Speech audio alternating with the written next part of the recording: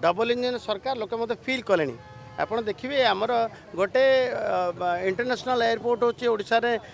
Bhubaneswar Biju Patnaik international airport एवं आउ 6टा airport और 5टा एयरपोर्ट एवं आगामी दिन में उड़ान स्कीम रे जो भाव केंद्र सरकार दायित्व नहीं ओडिशार जनसाधारण को उड़ार सुजोग दबा एवं देइछन्ति मध्य आ सबुठ बड़ कथा होची ओडिशा सरकार तरफ वायबिलिटी गैप फंडिंग ना रे आमे गोटे व्यवस्था करिछु जोटी माने सहजरे उड़ी हम आम लोक सहज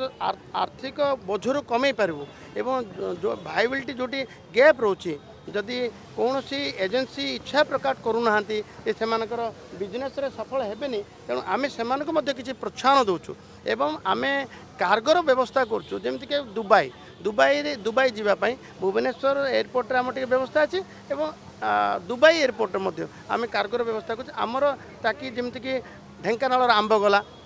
आमर पाटनागढ़ बलांगीर गला आमर पद्मफल से पद्मफल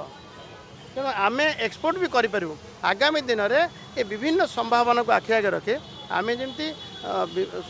जो बेसामरिक चलाचल व्यवस्था समस्त ओडिशा लोक मानक पहुँचब से आम सरकार डबल इंजन सरकार जमा चली पूरी एत बड़ प्रसिद्ध क्षेत्र पूरी एत बड़ प्रसिद्ध क्षेत्र ये एयरपोर्ट टी हवा आवश्यक तापाई जगह फागा कौन स्थिरीकृत हो सारी एवं ताकू मध्य आम सरकार आम एमती जे ओडिशार विकास पाई आमे बाधक हेबु नहीं